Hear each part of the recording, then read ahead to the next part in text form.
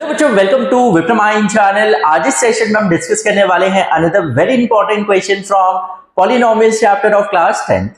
So let's start with the today's session. So the given question here is, if one root of the quadratic equation ax square plus bx plus c is equals to 0 is 3 times the other, then find b square is to ac.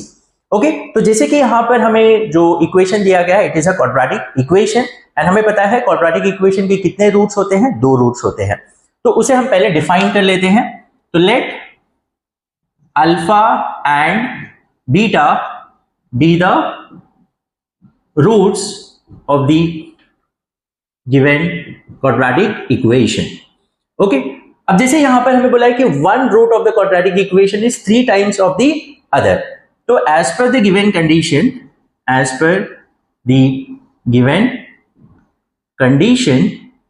we can take that alpha is equals to 3 times of beta, या आप ये ले सकते हैं beta is equals to 3 alpha, आप कैसे भी consider कर सकते हो।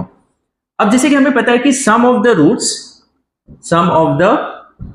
roots किसके बराबर होता है, it is nothing but minus b by a के बराबर होता है, yes or no? So that is alpha plus beta is equals to minus b by a.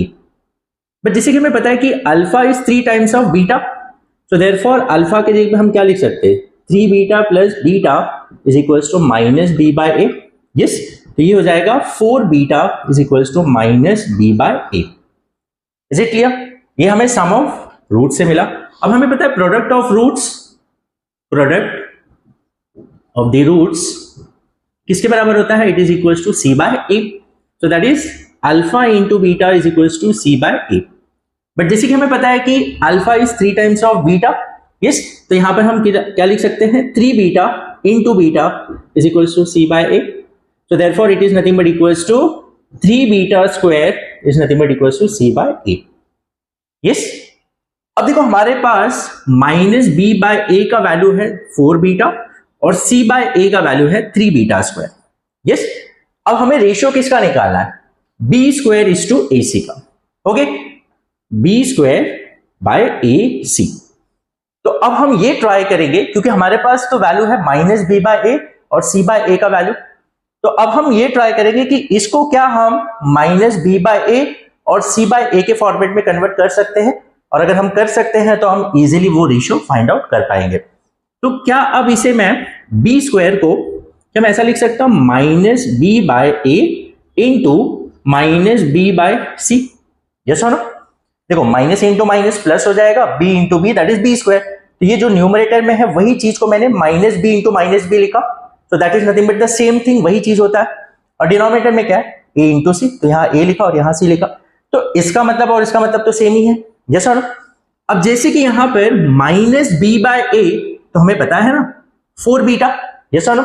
तो मैं इसके जगह पे क्या लिख सकता हूं, 4 बीटा, हाँ या ना? यस, तो एक चीज तो हमें डायरेक्ट मिल चुका है, इनटू माइनस बी बाय सी। अब माइनस बी बाय सी हमारे पास नहीं, हमारे पास सी बाय ए है और माइनस बी बाय ए है।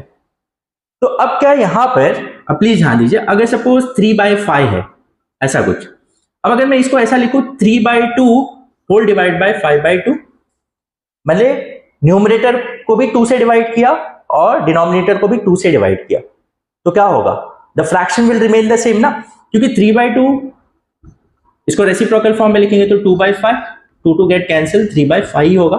अगर आप सेम चीज से डिवाइड कर रहे हो या सेम चीज से मल्टीप्लाई कर रहे हो, the ratio will remain the same. Yes और नो?